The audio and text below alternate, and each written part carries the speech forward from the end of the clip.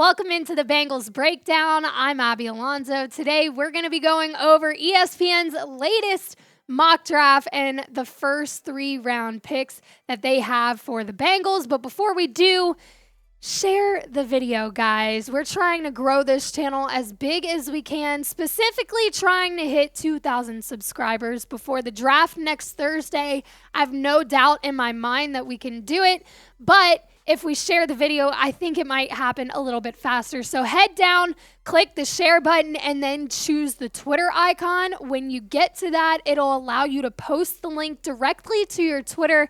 But if you tag me at Abigail_Alonzo before you actually send it out on Twitter and post it, I will retweet it on my own personal page. Make sure you share the video. Again, trying to grow this channel. You can be a part of our effort to do that by just sharing the video, liking, and subscribing. Let's get into ESPN's latest mock draft for the Cincinnati Bengals. Todd McShay and Mel Kiper kind of went back and forth in this one, taking turns making picks.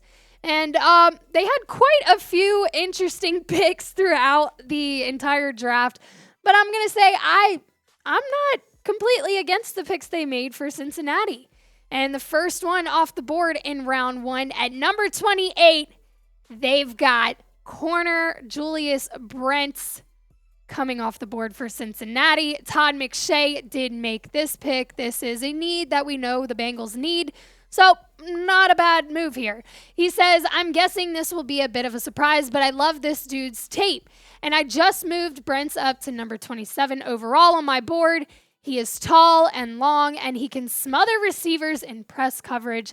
The Bengals really need some help in that area. Yes, ain't that the truth? He is coming off of the best year he has had in his career. He's only allowed a 46.2 completion percentage for 374 yards, only 3 touchdowns, and he had 4 passes defended and 4 interceptions. Those are good stats to have. This could be a very big help to the pass D for the Bengals, which, again, we know they need a little bit of help. They lost a couple of guys there. He can also play safety, which there you've got that versatility to kind of help out where needed. And he thrives in the zone scheme. Might need a little bit more development in man, but hey, who doesn't need development when they come into the NFL? Should the Bengals draft Julius Brents at number 28 overall? If you think it was smart to go with a corner in the first round, type Y for yes. If you think maybe we should have gone with a tight end or some other position, type N for no down in the comment section. Feel free to elaborate on your decision on why you think what you think. In the second round, ESPN has Matthew Bergeron landing in Cincinnati. He is an offensive tackle / guard, kind of plays both. With number 60 overall, they grab a guy that hopefully can help out the O-line.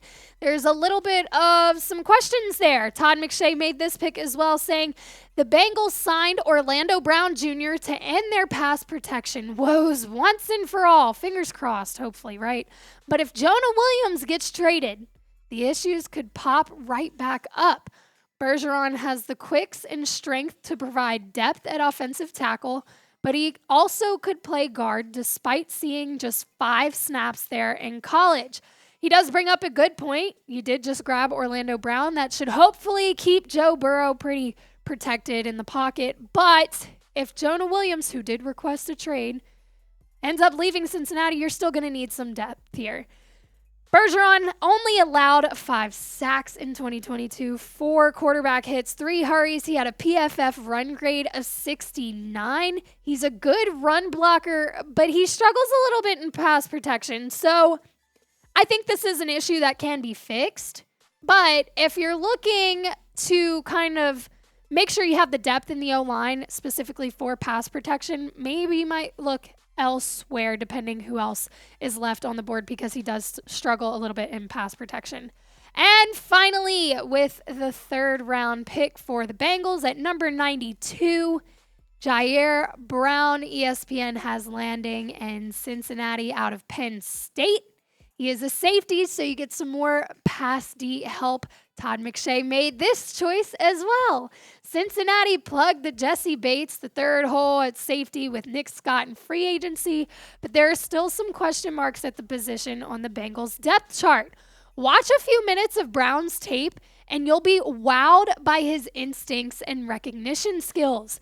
I think he could move around the defense and contribute as a rookie. So yes, he's got some versatility there, some good instincts. He's got a good feel for the game, which that's always a plus in a guy you're bringing in, especially a rookie. If he's got a good feel for it, then that's one less thing he kind of has to adjust to the league for. He's got great ball skills, clearly. Again, 4 interceptions just this past year. He had 74 tackles, 7 tackles for loss, 4.5 sacks, 2 forced fumbles. Again, good ball skills. He's an effective blitzer, clearly. He had a great year doing that, and he's not afraid to hit. He plays hard. His coaches like him. Sounds like a good guy to add to your team. If I'm in the Bengals front office, this is a guy I'm looking at for sure. Grade ESPN's Bengals mock draft. Head down to the comment section. Let me know, do you give it an A, B, C, D, or F? If you love it, give it an A. If you hate it and they screwed everything up, give it an F.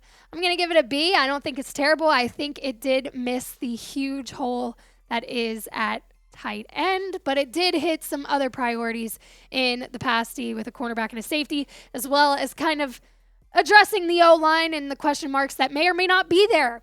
I give it a B. Let me know what you give it down in the comment section. Guys, be sure to subscribe. We're going to have coverage coming at you the next week and a half, especially leading up to the 2023 NFL Draft. We're still trying to hit 2,000 subscribers before April 27th. Prove to me that we can do it. Hit that sub button, and we'll see y'all soon.